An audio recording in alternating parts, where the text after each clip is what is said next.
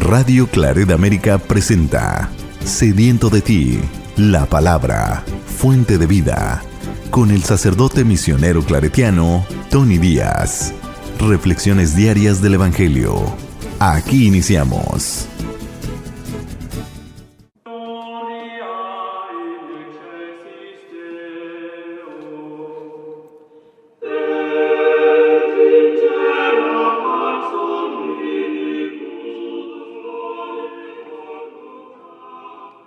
Bienvenidos hermanos a nuestras reflexiones bíblicas de las lecturas del día. Hoy es miércoles de la 19ª semana del tiempo ordinario. Miércoles de la 19ª semana del tiempo ordinario y hoy celebramos la fiesta de San Lorenzo, diácono y mártir. La primera lectura de hoy viene de la segunda carta de San Pablo a los Corintios, capítulo 9, versículos 6 al 10. Hermanos, recuerden que el que poco siembra, cosecha poco, y el que mucho siembra, cosecha mucho. Cada cual dé lo que su corazón le diga, y no de mala gana, ni por compromiso, pues Dios ama al que da con alegría. Y poderoso es Dios para colmarlos de toda clase de favores, a fin de que, teniendo siempre todo lo necesario, puedan participar generosamente en toda obra buena. Como dice la Escritura, repartió a manos llenas a los pobres. Su justicia permanece eternamente. Dios, que proporciona la semilla al sembrador y le da pan para comer, le proporcionará a ustedes una cosecha abundante y multiplicará los frutos de su justicia. Palabra de Dios. El salmo responsorial es el Salmo 111 y el responsorio es: Dichoso el hombre honrado que se compadece y presta. Dichoso el hombre honrado que se compadece y presta. Dichosos los que temen al Señor y aman de corazón sus mandamientos. Poderosos serán sus descendientes. Dios bendice a los hijos de los buenos.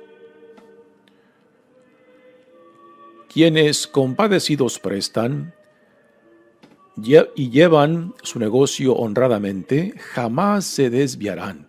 Vivirá su recuerdo para siempre. No temerán malas noticias, puesto que en el Señor viven confiados. Firme está y sin temor su corazón, pues vencidos verán a sus contrarios. Al pobre dan limosna, obran siempre conforme a la justicia. Su frente se alzará llena de gloria. Dichoso el hombre honrado que se compadece y presta. El Evangelio de hoy viene de Juan, capítulo 12, versículos 24 al 26. En aquel tiempo Jesús dijo a sus discípulos: Yo les aseguro que si el grano de trigo sembrado en la tierra no muere, quedará infecundo. Pero si muere, producirá mucho fruto. El que se ama a sí mismo se pierde. El que se aborrece a sí mismo en este mundo se asegura para la vida eterna. El que quiera servirme, que me siga, para que donde yo esté, también esté mi servidor. El que me sirve será honrado por mi Padre. Palabra del Señor. Muy bien, demos comienzo a nuestra reflexión de las lecturas de hoy, pero antes de entrar a las lecturas propias, digamos un poco acerca de San Lorenzo, diácono y mártir, fiesta de quien celebramos hoy día. San Lorenzo, según dicen las leyendas, pues en realidad lo que se sabe de él son leyendas y no datos históricos, pues se cree que él nació en el año 225 Así que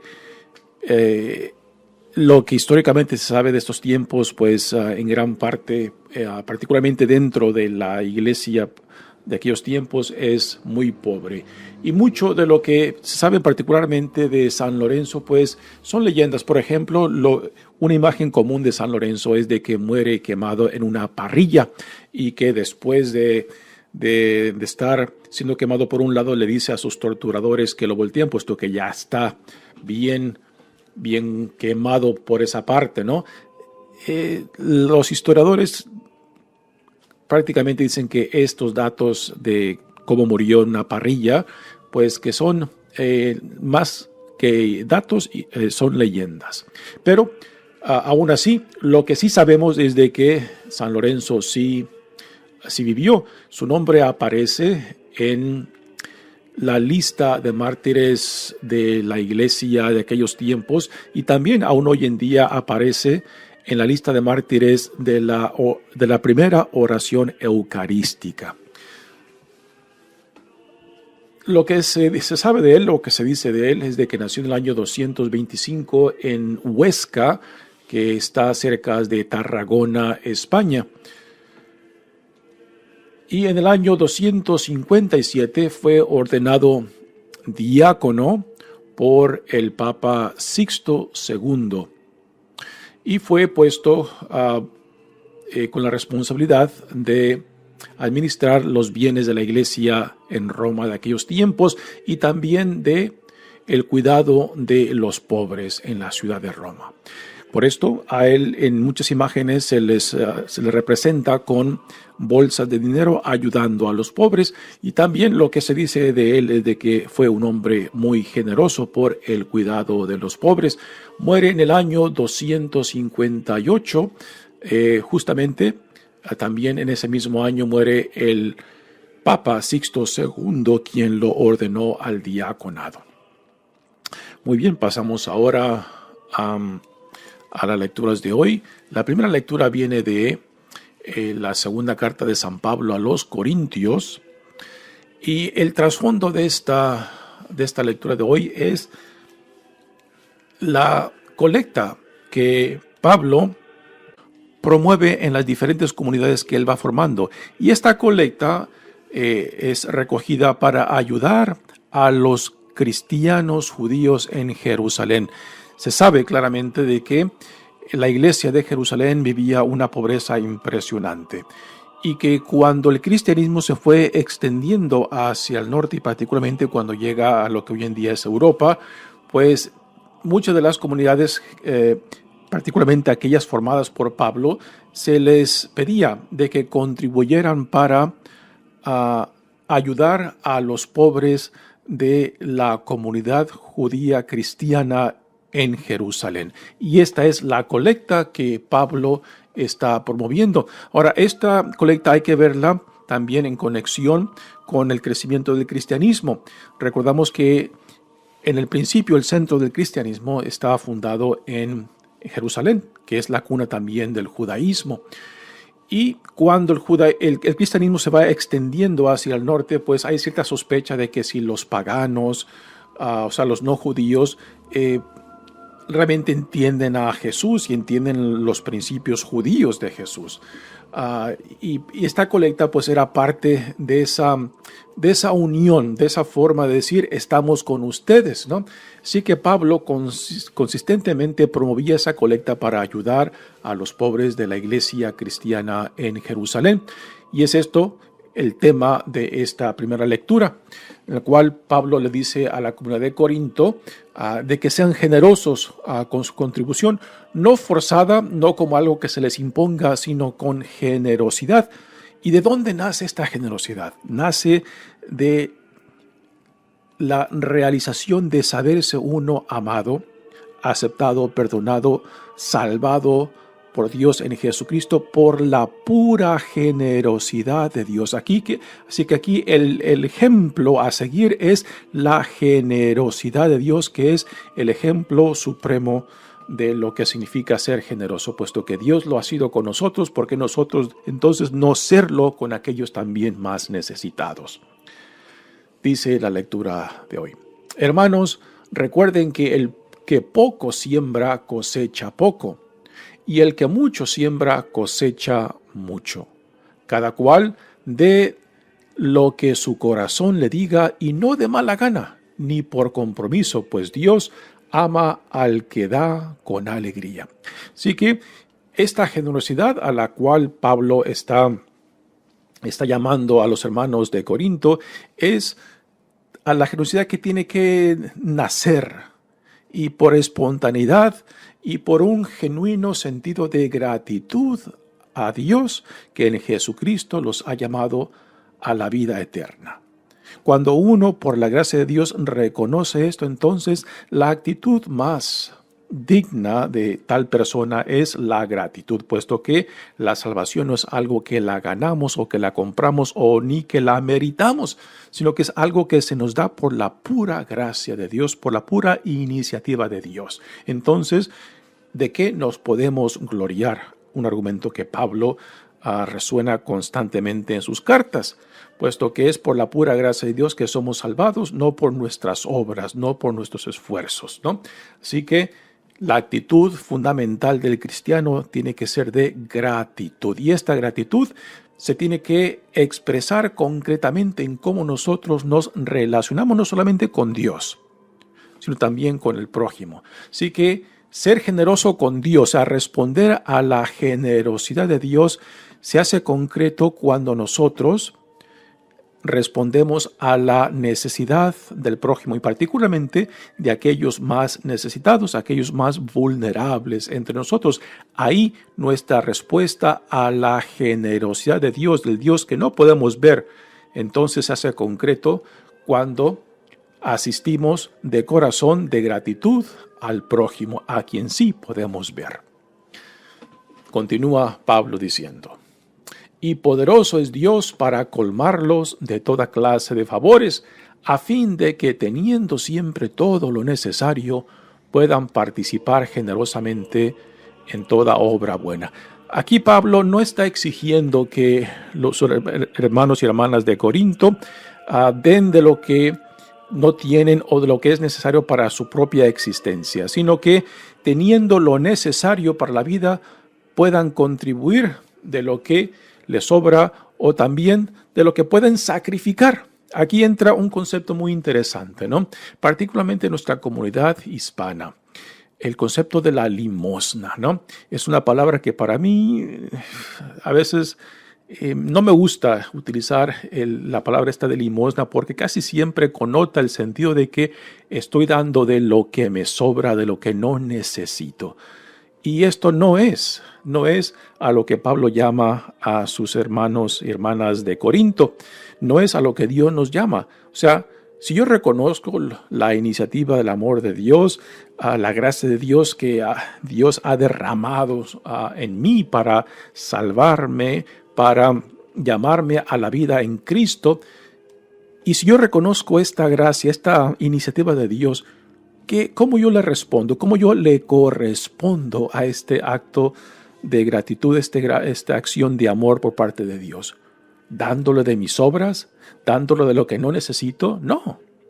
¿Cómo tú le respondes a alguien que ha hecho un gran favor por ti, a pesar de ti mismo, a pesar de que no lo has merecido?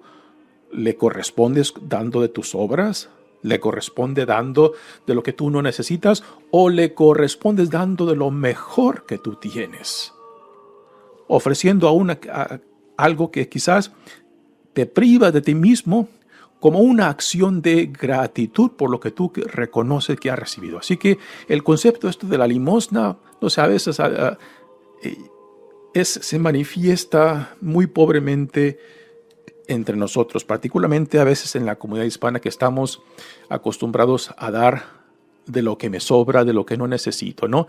Y a veces pues contribuimos aún al mantenimiento de la comunidad muy pobremente, y después nos quejamos de que, diciendo, ¿no?, de que la iglesia es rica, de que la iglesia ya tiene más que suficiente, cuando personalmente contribuimos lo mínimo o ni siquiera contribuimos de lo que somos capaces de contribuir como un acto de gratitud cuando uno reconoce. Yo creo que el problema fundamental está en que muchos que llevamos el nombre de cristianos aún no hemos vivido esta experiencia de sabernos amados, de sabernos sanados, salvados por la pura iniciativa de Dios. Porque cuando uno vive esa experiencia de conversión, esa experiencia de ser encontrado, de ser restaurado, de ser sanado, de ser salvado, de ser rescatado, despierta en nosotros este deseo de corresponder. Y repito, como utilizando las palabras de Pablo en esta lectura,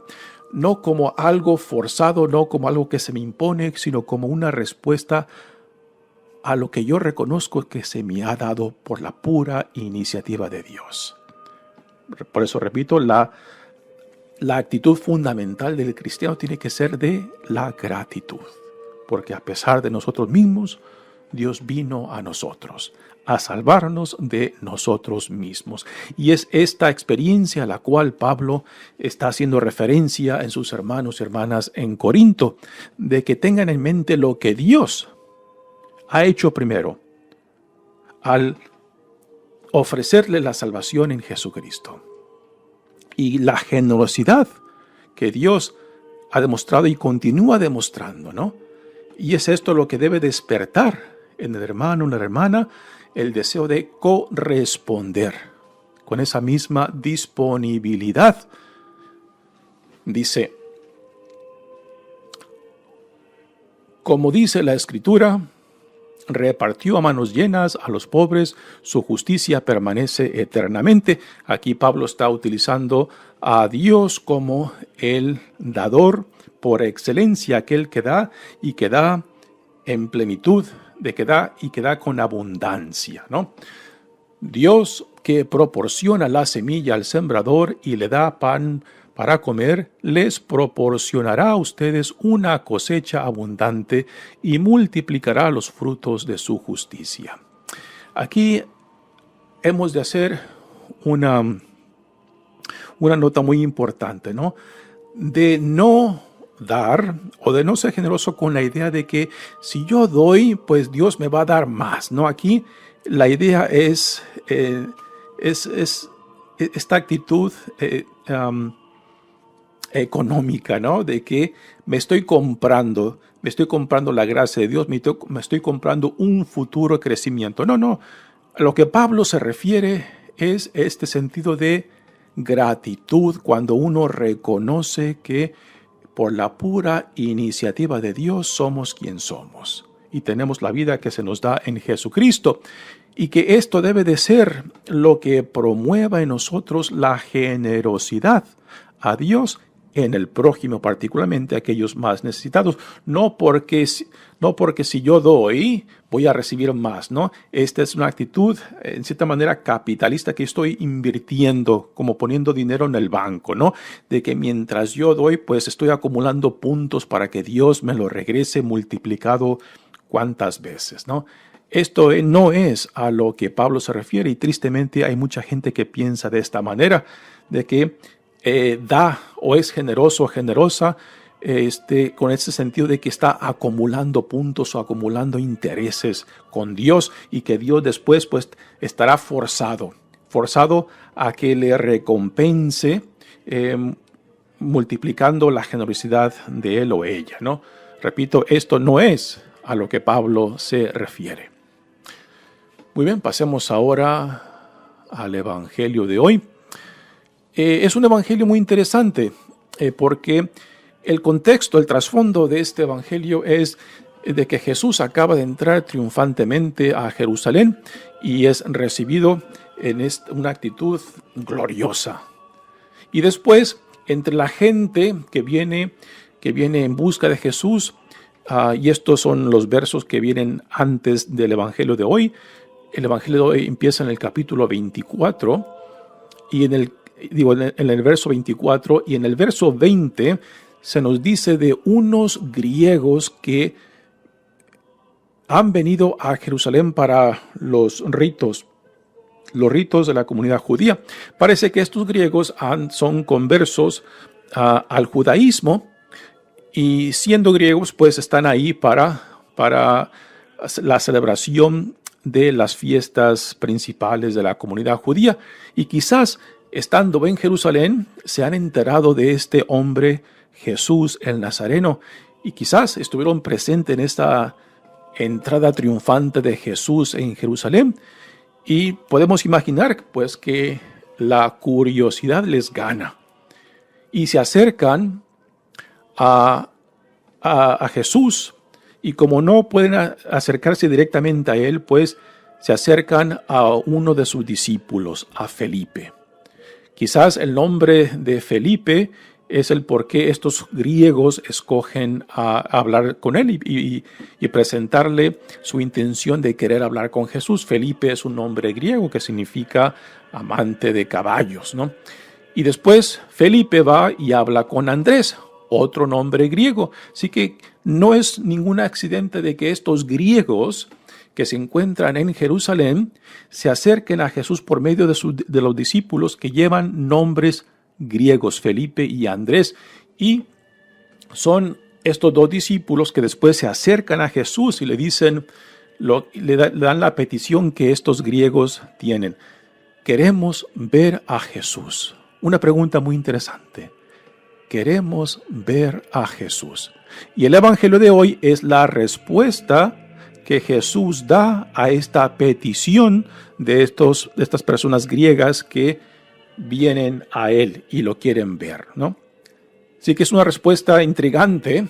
A primeras parece que no tiene ningún sentido con la petición de las personas griegas que vienen y lo quieren ver, pero en realidad tiene mucho que ver, dice el evangelio de hoy. En aquel tiempo Jesús dijo a sus discípulos: yo les aseguro que si el grano de trigo sembrado en la tierra no muere, quedará infecundo. Jesús ha entrado triunfantemente en Jerusalén y ya él sabe que su pasión, muerte y resurrección se aproxima, ¿no? Y su vida, en cierta manera, es una parábola de la vida a la cual él llama a sus discípulos. Él está viviendo, está poniendo el ejemplo con su propia vida de lo que significa identificarse plenamente con la voluntad de Dios, hacer la suya y vivir por medio de esta voluntad de Dios. A esto hace referencia a la parábola esta que Jesús menciona del trigo que tiene que morir. Uno pensaría, ¿estaría exigiendo Dios que su hijo muera? No, eso haría de Dios un Dios que exige la vida, que exige la sangre de sus fieles, de sus hijos e hijas para satisfacerse. No, Dios no exigió la muerte de Jesucristo. Lo que Dios sí exigió fue la fidelidad, la entrega, el ser uno con la voluntad de Dios. Eso es lo que Dios no solamente le exige a Jesús como su Hijo amado, sino también a nosotros que somos los discípulas de Jesucristo. Hacer nuestra también la voluntad de Dios. Y esto Pablo lo entiende muy bien, lo expresa muy bien en la carta a los Filipenses, cuando habla de Jesús, de que siendo Dios se anonadó, hizo a un lado su omnipotencia y se asemejó a nosotros, tomando la identidad de un siervo, de un esclavo prácticamente. O sea, de que Jesús se vacía de lo suyo para identificarse plenamente con la voluntad de Dios. Y esto es lo que todo discípulo y discípulo de Jesús se espera que también haga, ¿no? De que también busquemos anonadarnos, o sea, vaciarnos para poder hacer espacio, para poder llenarnos de la voluntad, para poder identificarnos plenamente con la voluntad de Dios. Ahora, la disciplina o la obediencia a la voluntad de Dios tiene consecuencias, como también cualquier otra decisión tiene consecuencias. El decir no a Dios también es una decisión que tiene consecuencias. El decirle sí a Dios en Jesucristo tiene consecuencias. Entonces nosotros, imitando a Jesús también, al decir sí a la voluntad de Dios, al identificarnos plenamente con su voluntad y a vivir nuestras vidas según la voluntad de Dios, entonces esto tendrá consecuencias en el mundo que rechaza la visión del reino, que rechaza los valores fundamentales del amor, de la compasión, de la misericordia, de la justicia de Dios. Es lo que Jesús nos modela, ¿no? Que su fidelidad a Dios, a la voluntad de Dios, su identificación plenamente con Dios Padre, pues lo llevó a la cruz. No porque Dios exigió su muerte, sino porque es consecuencia del amor al Padre. Y esta es a lo que hace referencia la parábola de la semilla de trigo que Jesús está utilizando aquí. Así que la pregunta de los griegos, queremos ver a Jesús, aquí ya tiene su significado. O sea, el ver a Jesús no se lleva a cabo simplemente con los ojos.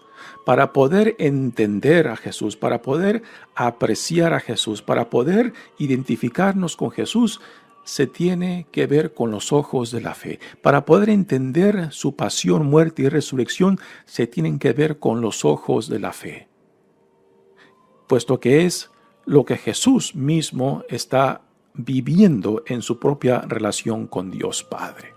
Y esto se llevará ya más plenamente después de la muerte y la resurrección, cuando este rebaño de sus discípulos llegará a entender más plenamente el significado de identificarse plenamente, o sea, de morir a todo que está contrario al plan del reino de Dios, que el evangelista Juan se refiere al mundo.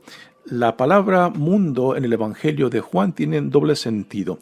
Uno de ellos es el mundo que está en oposición, que rechaza la visión del reino. O sea, todo aquello que es contrario a los valores fundamentales del reino es el mundo, en el sentido negativo. Después está el sentido positivo, el mundo que Dios ha creado, donde Dios nos ha plantado, donde somos llamados para dar testimonio de la presencia del Dios vivo entre nosotros. Y este mundo no hay por qué rechazarlo, puesto que es en este mundo donde Dios nos llama, para que ahí seamos plantados, para que ahí demos frutos del reino que ya ha sido inaugurado en Jesucristo.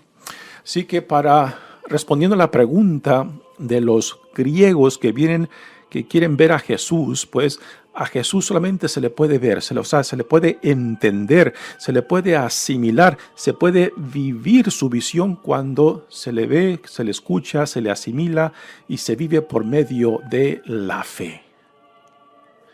El que se ama a sí mismo se pierde.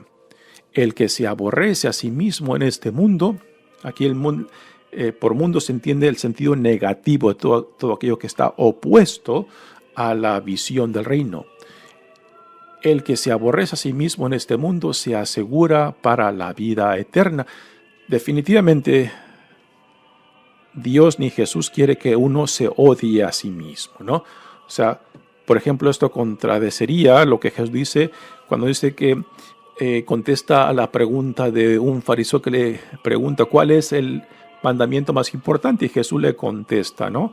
De que amar a Dios con todo tu corazón, con toda tu alma, con todo tu ser, y a tu prójimo como a ti mismo. Así que este sentido de no solamente de amar, tener un sentido de amor propio, porque somos una creación de Dios, tener un sentido de honrar, proteger a lo que Dios ha creado, puesto que es un vehículo de la gracia de Dios, no solamente para nosotros, sino también para el mundo. Así que nuestra existencia se la debemos a Dios y que por tanto, porque somos una creación de Dios, somos algo bueno y digno de querer, digno de respetar y honrar, ¿no?